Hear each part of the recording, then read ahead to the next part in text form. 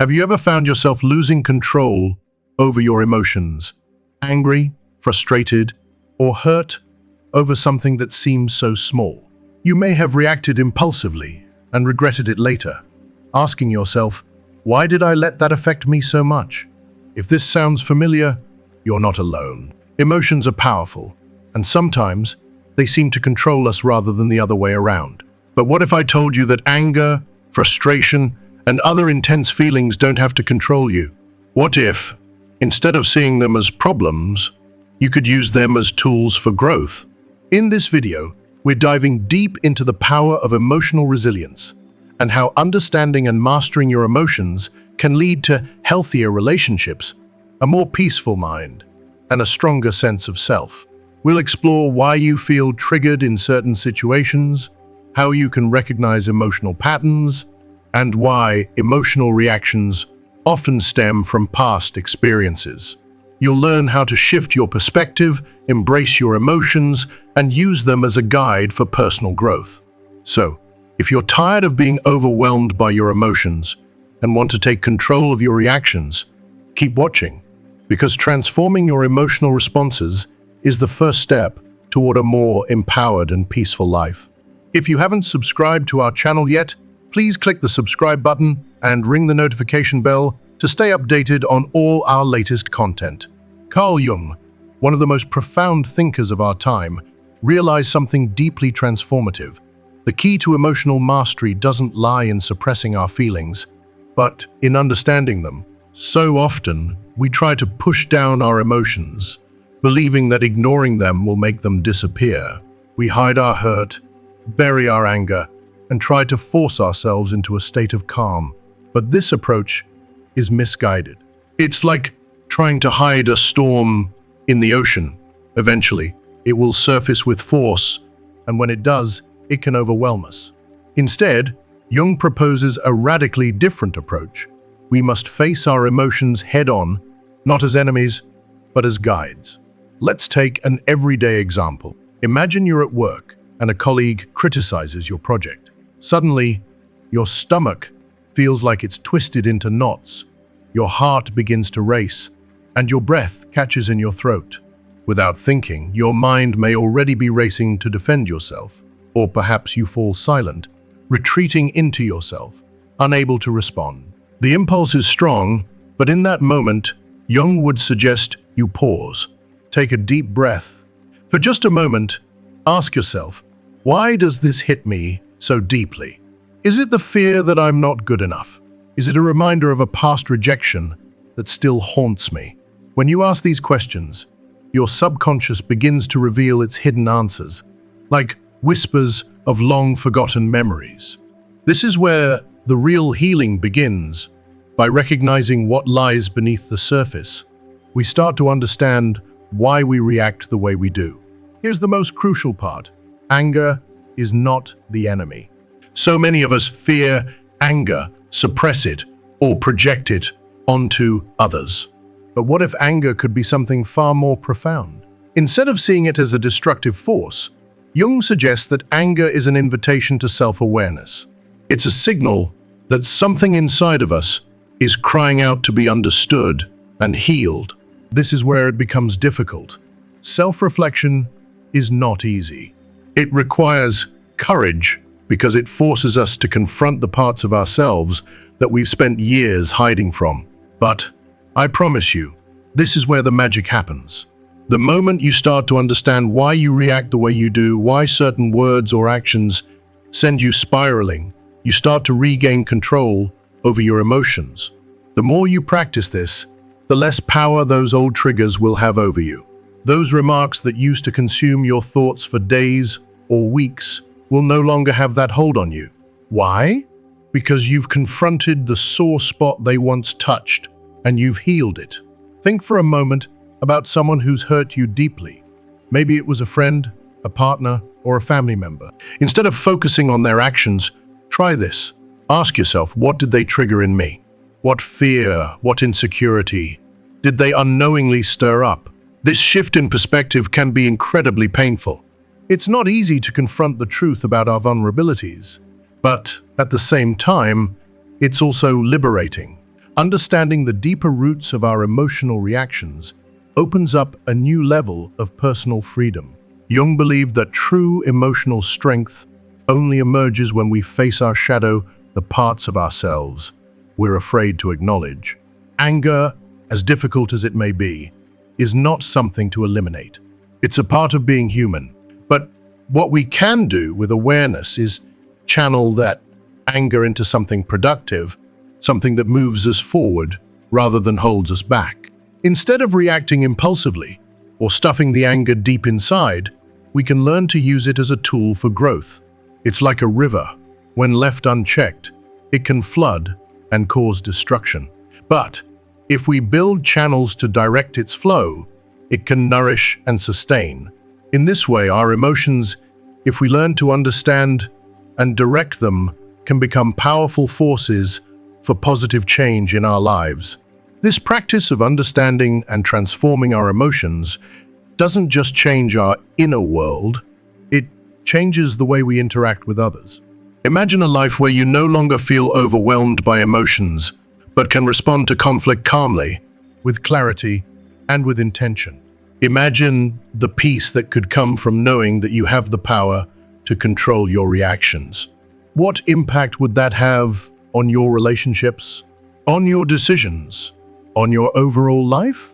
Here's a question I want you to ponder. What would happen if every moment of anger became an opportunity for growth? What if, instead of suppressing it, you saw anger as a message, a chance to uncover something important about yourself? You might find that the people who challenge you the most are, in fact, your greatest teachers. They're reflecting something to you that you need to confront and heal. In the next step, we'll explore how to practically apply these ideas in your everyday life, how to recognize and diffuse emotional triggers early, and how to build inner resilience that allows you to handle any situation with grace and composure. Picture this. You're in a meeting at work, and everything is going fine until your boss casually remarks, "I expected more from you on this project." The words themselves aren't harsh, but they strike deep. Your heart races, your palms get clammy, and a mix of anger, shame, and frustration bubbles up inside you. You want to defend yourself, maybe even leave the room, but you're frozen, unsure how to react. This isn't an isolated experience. In a world full of expectations and pressure, moments like these can trigger deep emotions. But here's the key. What hurts isn't the statement itself. It's the memories, the insecurities, and the old wounds that the remark awakens within you. When we can recognize this, we begin to free ourselves from the past and regain control over our present.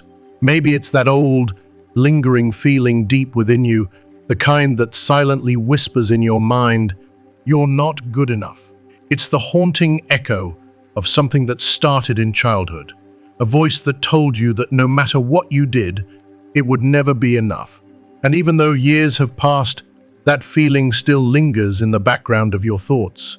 Perhaps it's the sharp sting of criticism that you still remember, that one remark from years ago that cut through you like a knife. It's a wound that never fully healed, one that flares up every time someone says something even vaguely reminiscent of that painful past. It's as though, in those moments, you're not truly reacting to what's happening right now.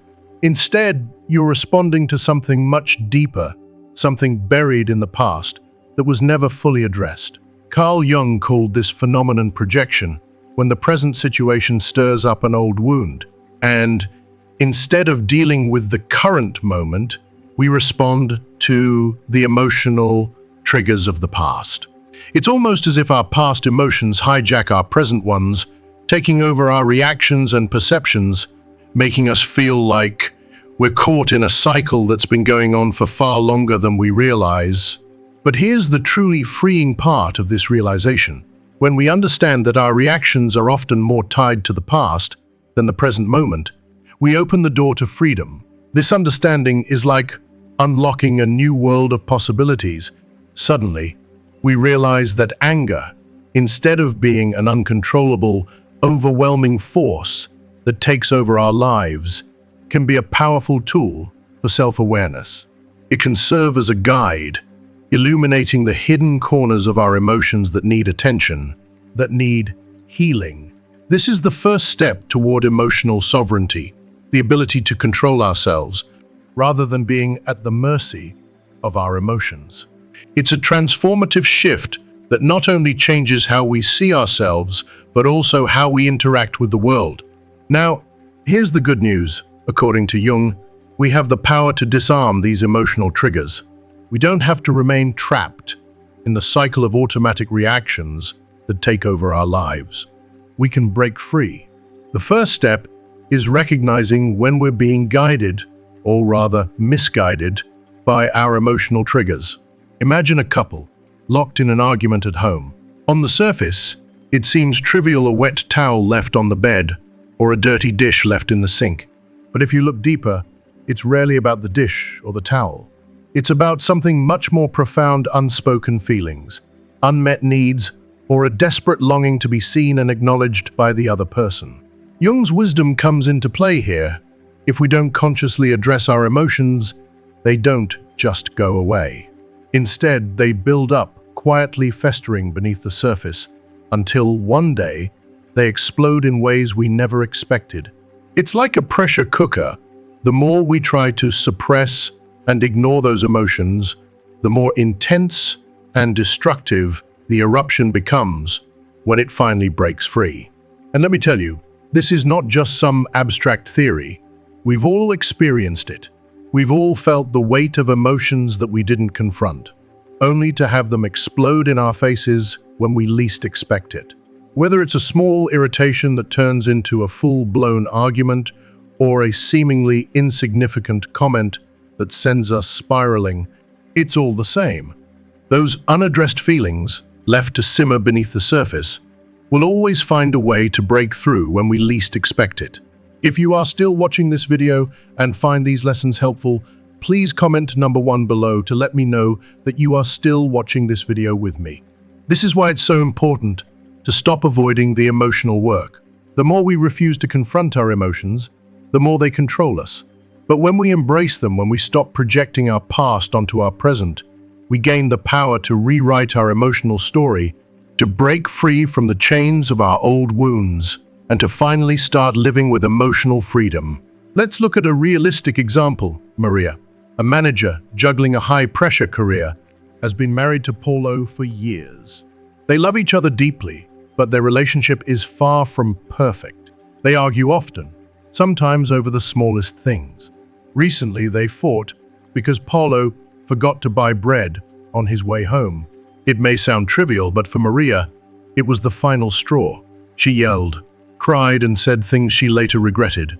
In the heat of the moment, it all felt so important.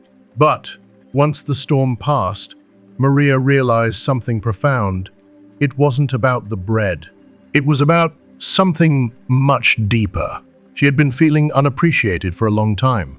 Years of small disappointments, unmet expectations, and quiet frustrations had built up, silently accumulating inside her, until it all erupted over something as insignificant as a loaf of bread. That was the trigger, but it wasn't the cause. You might be wondering, why do we let our emotions escalate like this? The truth is, we often live on autopilot. We get so caught up in the grind of daily life that we rarely take the time to reflect on what we're truly feeling. We ignore the anger, the sadness, or the frustration, thinking that if we just shove it aside, it will go away on its own. But it doesn't. It festers. Jung warned us about this very thing. What we don't address within ourselves will eventually manifest outwardly, whether it shows up as physical illness, emotional outbursts, or broken relationships. The key is in recognizing these patterns early, before they take over and hijack our peace. Now, imagine a life where you could diffuse these triggers before they even had a chance to take hold. Imagine being able to face situations that once would have sent you into a spiral of emotion with calm and clarity. Wouldn't that be freeing? The first step is awareness, and the good news is we can all learn to do this. The power to transform our emotional reactions lies within us. Let me share a personal story that might resonate with you. I know a man named Roberto who spent the majority of his life battling with anger. At work, he would fume when his colleagues missed deadlines. At home, he snapped at his children for the smallest noises, and when he was stuck in traffic, he would honk and curse at every slow car in front of him. His anger consumed him, but he never understood why it was always so intense, so uncontrollable. The turning point for Roberto came when he started to notice a pattern. All of his outbursts, whether at work, at home, or on the road, were connected to a deeper feeling, a feeling of losing control. Roberto grew up in a chaotic household. His father, an alcoholic, would have unpredictable rages, and his anxious mother struggled to keep the peace, not knowing when the next conflict would explode. As a young boy, Roberto quickly learned that the world was unpredictable, and he needed to control everything around him to feel safe and to protect himself from the chaos. That constant need for control became a heavy emotional burden. Whenever something didn't go as planned, his anger would flare up, not in response to the present situation, but because of the insecurity he had carried with him since childhood. Jung would have said that Roberto's path wasn't about controlling the world around him. It was about confronting that inner insecurity. And, over time, that's exactly what Roberto did. With the help of a therapist, Roberto began to explore painful memories from his childhood, memories he had long buried. He reframed his experiences. Instead of continuing to view the world as a dangerous and unpredictable place, he began to understand that not everything had to be under his control. And with that realization came a remarkable shift in his emotional life. His angry outbursts began to decrease, and he found himself responding to situations with more calm and clarity. You might be wondering, how can I do this too? The first step is identifying your emotional triggers. When you feel that surge of anger or hurt, take a step back and ask yourself, what exactly triggered this reaction in me? Write down your thoughts, even if they don't make sense right away. Over time, you'll begin to notice patterns, and with those patterns comes the opportunity for healing. Perhaps you'll notice that you get angry when someone criticizes your decisions or when you feel invisible in a conversation. These moments of heightened emotion reveal the wounds that lie deep within you, and that's where the real work begins. It's a long journey, but just like Roberto, it takes patience and commitment. You won't see change overnight, but every small victory counts. The next time someone pushes your buttons, try this. Instead of reacting immediately, take a deep breath and remind yourself that this is a trigger, not a real threat. The more you practice this, the stronger and more emotionally resilient you'll become. It's a slow but powerful process of reclaiming your emotional power. To leave you with something powerful to think about, what if, instead of viewing anger as a problem, you saw it as an opportunity for growth? What if, instead of running from your emotions, you embrace them as allies in your journey of self-discovery? In the next part of this video, we'll dive into how to use this understanding of emotions to build emotional resilience and cultivate healthier relationships. Understanding our emotions is just the beginning. True transformation happens when we learn to live in harmony with them. Now, imagine yourself in the middle of a heated argument with someone you love, a partner, a close friend, or even a child. The words escalate, the blame intensifies, and suddenly you say something that you shouldn't have. It feels like you've lost control of who you are, like something in you snapped for a moment. Have you ever felt that way? You might feel the sting of regret, thinking, why did I react like that? But here's the truth. This is where we get to make a choice. Will we let these emotions control us, or will we take control of our responses and transform these moments into opportunities for growth? Minutes later, regret creeps in, and you ask yourself, why did I react like that? Why did I let this situation get to me? If that sounds familiar, you're not alone, and I bet it's happened to all of us. In those moments, we are left to grapple with a question that Carl Jung so profoundly posed. Are we truly the masters of our emotional reactions, Or are we being manipulated by forces within us that we don't yet fully understand? Jung believed that until we confront our unconscious emotions, we remain prisoners to them. This is why we can get upset over seemingly trivial things, a friend not replying to our texts, a driver cutting us off on the road, or that passive-aggressive remark from a family member. It's not the situation itself that triggers the outburst. It's what those situations awaken in us. But what exactly is being awakened in us? What are these emotional reactions trying to tell us? This is where Jung's theory of projection comes in. Projection is the act of attributing something to others that we can't see in ourselves. Take that colleague you find arrogant. Maybe they are arrogant, but Jung would encourage you to look inward and ask yourself, am I afraid of being seen as arrogant? Or think about that controlling relative who drives you crazy.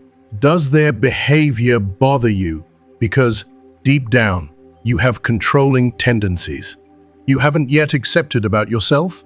The power of projections is that they trap us in a cycle of anger and resentment. As long as we fail to recognize what we're projecting, we'll keep assuming that the problem always lies with others. Pause for a moment and think of someone who irritates you deeply, whether it's someone in your present life or from your past. Why do they have such power over your emotions? What about them triggers such a strong response in you? Let me ask you to dig a little deeper. What is it about them that touches a nerve? It might be uncomfortable, but this is the moment where you start to unlock a deeper understanding of yourself. If you don't have the answer yet, don't worry, that's okay. Identifying projections takes time, and it's not something we figure out overnight. But once you begin to recognize these patterns, everything shifts. You'll suddenly realize that many of your struggles and hurt feelings could have been avoided if only you'd looked inward before reacting. It's a powerful shift in perspective that can change the course of your emotional life. There's one crucial point to remember here. Don't confuse looking inward with blaming yourself. The goal isn't to chastise yourself by thinking, I'm at fault for all my conflicts. No, what we're doing is reframing our reactions as learning opportunities. When someone provokes you, it's not just about what they did. It's about what their behavior is teaching you about yourself. By learning from these experiences, you gain control over your reactions and empower yourself to choose how you respond. This practice can be incredibly liberating, but it takes time, patience, and a willingness to look at ourselves honestly.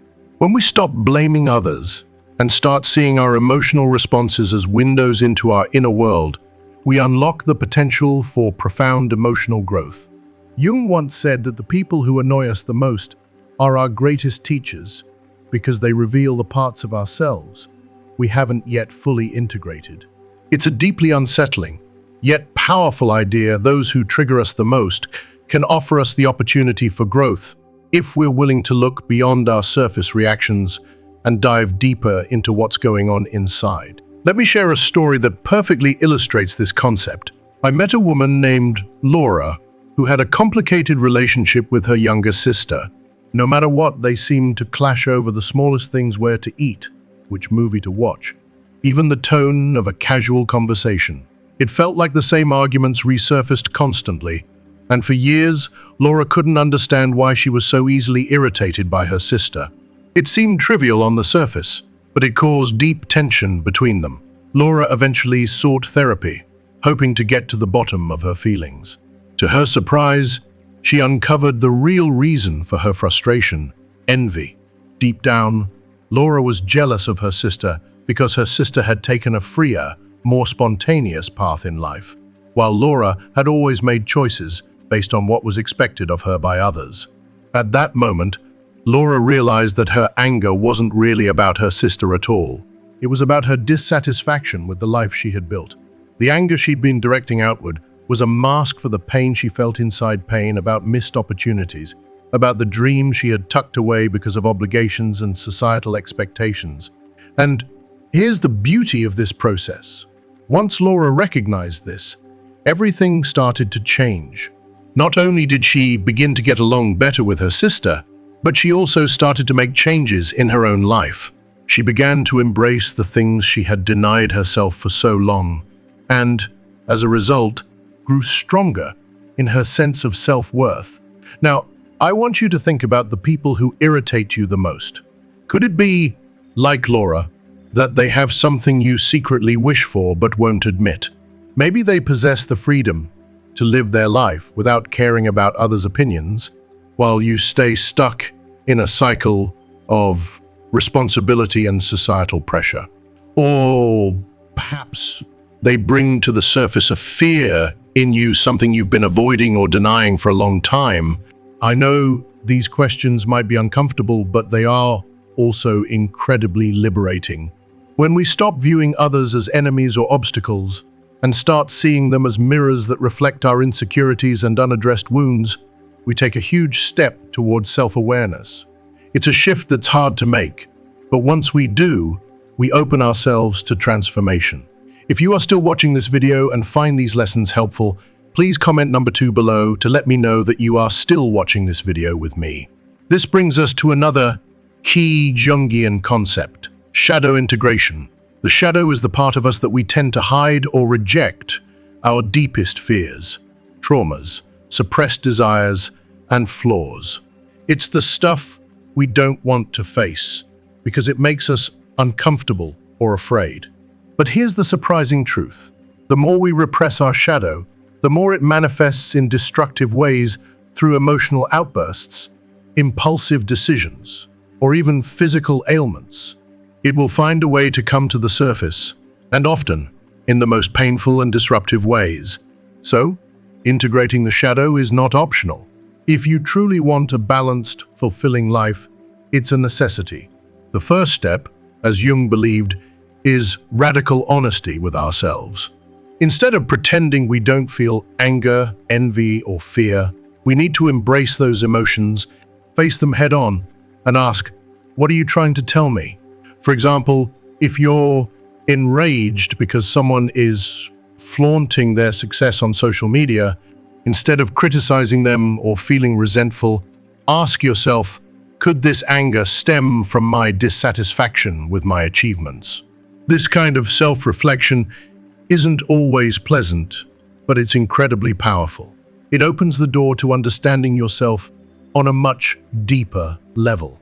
By learning to recognize, embrace, and integrate our shadow, we stop being controlled by it. Instead, we turn it into a source of strength, self-awareness, and growth.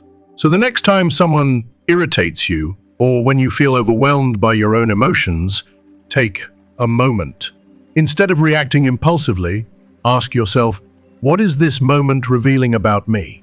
One practice Carl Jung recommended was reflective writing, a method that can help you unlock deeper insights into your emotions. Grab a notebook and simply start writing about how you feel, without worrying about grammar, structure, or coherence.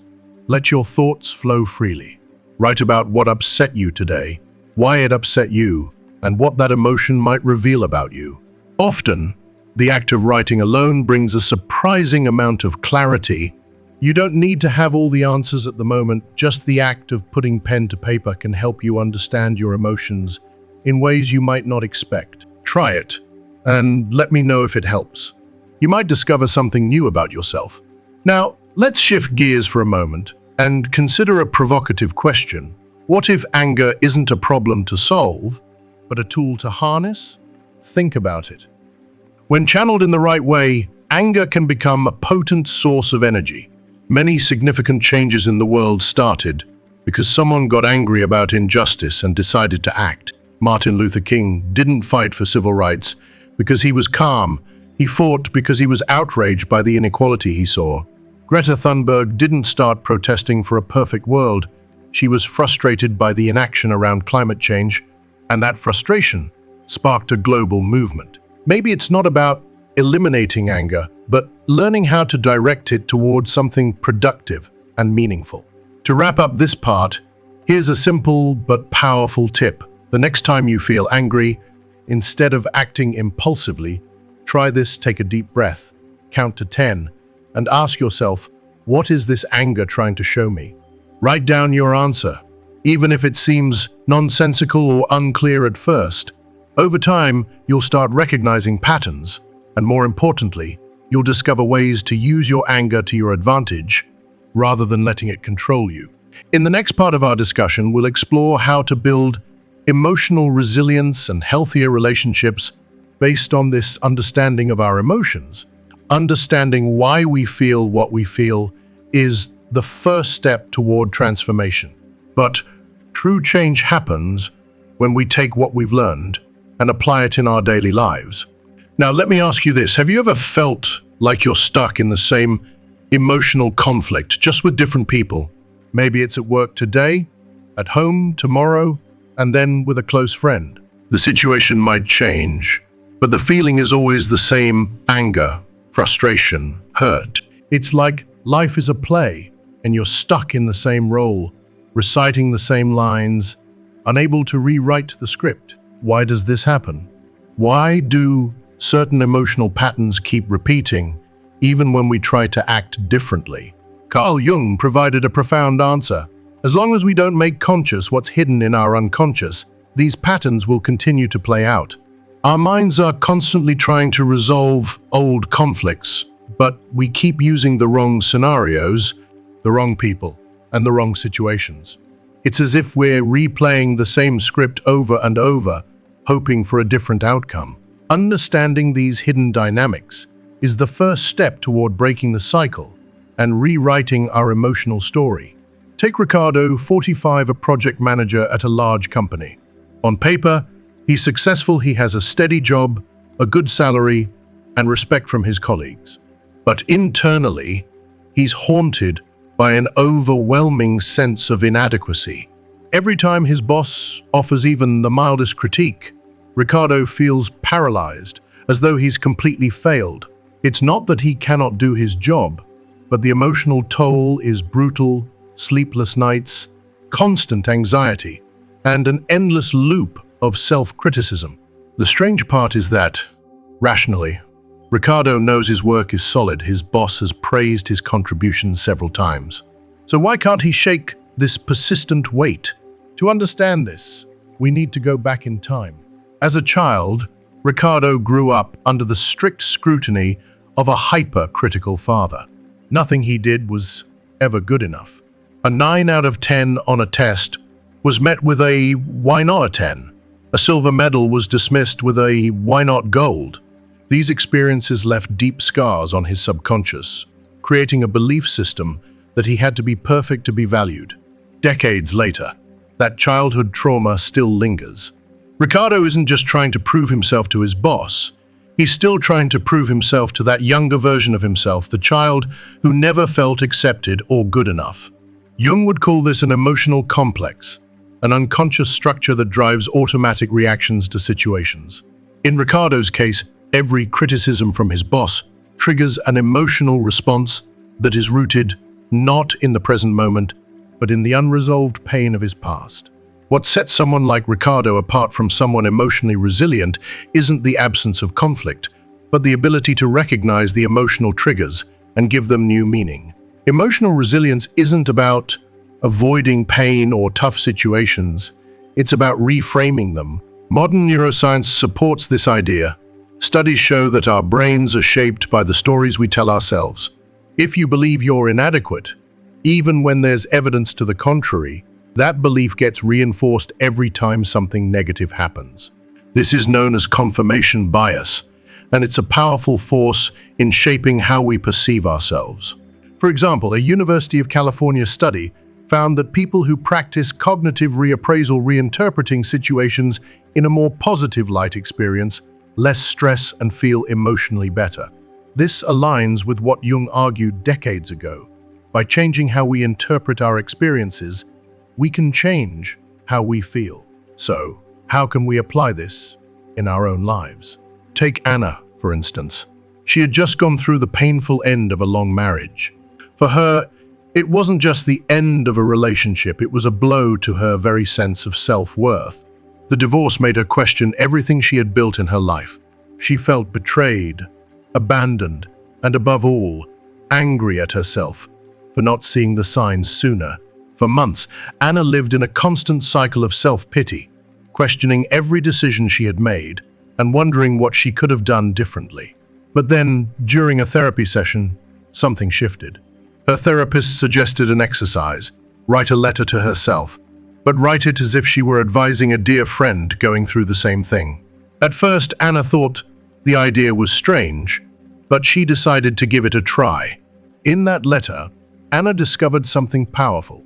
It wasn't the end of her marriage that was destroying her, it was the inner narrative she had been carrying, the belief that she was to blame for everything that went wrong. As she wrote, she realized that she had done her best with the knowledge and resources she had at the time. More importantly, she saw that the end of her marriage didn't define her worth as a person. This shift in perspective didn't happen overnight, but it was the first step toward healing. Jung believed that the stories we tell ourselves are like emotional anchors. If those stories are tied to a sense of failure or inadequacy, we carry that anchor with us throughout our lives. But when we choose to let go of that anchor and reset the narrative, we free ourselves from the chains of our past. This doesn't mean we deny or forget what happened. It's about giving the past new meaning. Anna didn't erase the years she spent in her marriage, but she stopped seeing them as a mistake. Instead, she viewed them as part of her growth journey, a chapter in her life that helped shape who she is today. And that shift in narrative gave her the freedom to move forward. So, what have you learned from today's discussion? Have you noticed any patterns in your emotional reactions, like the ones we explored with Ricardo and Anna? What have you discovered about the way you handle your emotions, especially anger, frustration, or hurt? And more importantly, what one thing will you take from this video and practice in your daily life moving forward? I'd love to hear your thoughts. Please leave a comment below and share one insight or takeaway you plan to apply in your own life. Your experience might just help someone else on their journey too. If you enjoyed this video, don't forget to leave your comment below, like, share, and subscribe to our YouTube channel for more empowering content. Thank you so much for watching, and I'll see you in the next video.